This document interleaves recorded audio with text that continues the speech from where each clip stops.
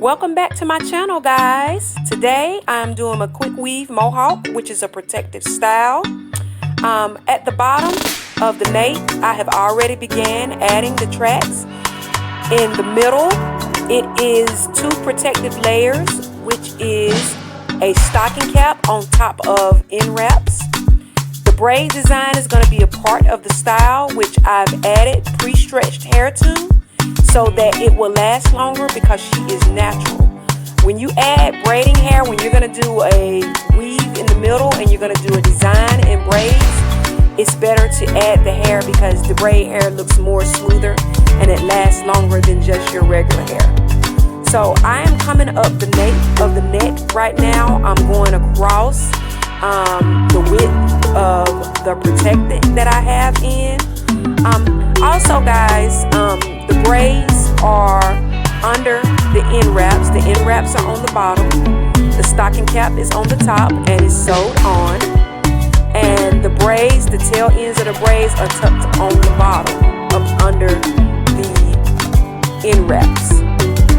So I have began putting the tracks at the bottom, whereas putting the tracks at the bottom and as close to the nape of the neck as I can, it adds sharpness to the mohawk, and putting them as close to the front in an L shape, as you can see, as I can, as close to the hairline as the point in the front. So I want the definition, the point in the front and the point in the back. That gives it style, as you can see. So I have it as close to the bottom as it's close to the front.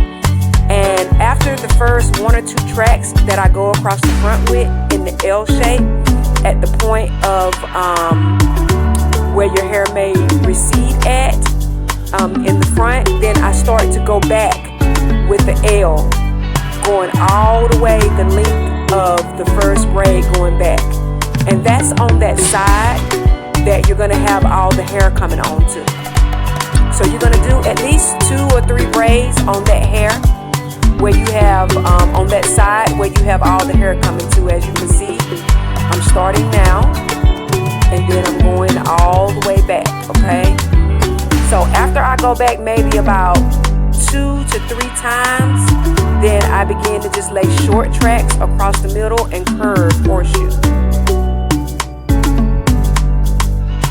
After I do about 2 or 3 across the middle and horseshoed, after I did the first 2 or 3 L's, then I lay 2 on the other side, which is opposite direction, side to side, because I need the hair to be going in the way that the tracks are created. I need the hair to be going a certain way so that when I cut the hawk, it'll be stiff. So I need it in the direction that the track is, that the hair is coming off the track. The direction that the hair is coming off the track, closer at the bottom, is stiff. So whereas it is stiff at, then that's where I will cut it, because it will help to stack up the mohawk and also hide the tracks at the bottom of the mohawk.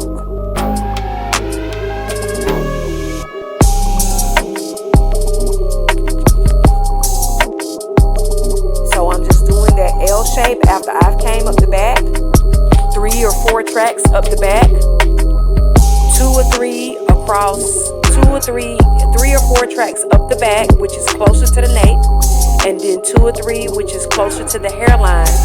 I begin to go in the middle with short pieces and around the sides with the L. I do the L first, which is 2 L's on one side, 2 L's on the other, all the way back, because I want it to meet at the bottom.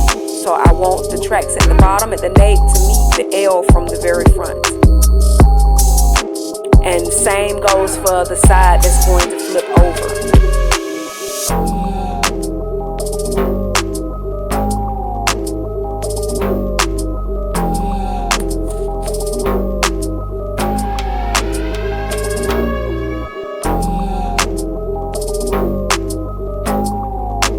So again, there's 4 across the width, the bottom. There's about 3 across the front. The shape of the hairline as close to the front as possible to give it shape.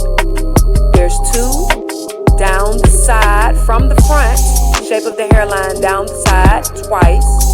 There's 2, shape of the hairline down the other side twice, heading in an outwards direction on both ends. And then I begin to put short ones across the middle, heading towards the front. And as you can see, I'm going as far back as possible, even as close to the occipital bone as possible. The reason for is because I want the hair to look really full in the front, and I want it to flare towards the front, and I also want it to stand up. So laying those tracks against the grain towards the front rather than towards the back helps them to stand up and helps your hawk to have more definition, because when it stands up in the top, then it makes the nape of the neck, the tail at the bottom, look a little longer, and it makes the front look a little longer. So it gives it a beautiful height. And as you can see, I constantly feel through the hair as I do it, because I don't want it to be too full. So I feel through it just to fluff it a little bit so I can see the volume of it. That way I'll know exactly how much more hair to add to it. After I get about to the nape of the neck, then I can, especially with curly hair, I can start going round and round and round with the hair to create the closure, which I've taken a couple of classes back in 2000 on closures. So I have 2 or 3 or 4 ways to do closures, but a customized closure, the way that you do it, not the one in the pack, see the little hole I have right there, is a good way to do a closure if you can do it neatly. And a closure on curly hair is the easiest. So the last thing I have to do to her hair is cut it, because I've already directed the tracks in the way that I need them to go. So I'm going to cut right there where those tracks go down the middle, because that's where I have the stiffness at, not where the tracks are going forward. I can cut a little bit where the tracks are going forward, but where the ones are going down the side that's headed outwards on both sides, that's what makes it good and stiff. So she's about finished. This is a beautiful, gorgeous style. Definitely a great day for a mohawk. Great day for a curly designer mohawk. So she's about ready to go. I appreciate you guys watching. I would love to hear from you guys. I would love to hear what you have to say in the comments. And you're more than welcome. I would love to have you on board to like and subscribe. That way you can keep up with my videos. If there's anything that you need to learn, anything that you need to know, then I try to cover all my bases. I try to cover everything and explain. And I definitely try to do a visual explanation of how things are supposed to go.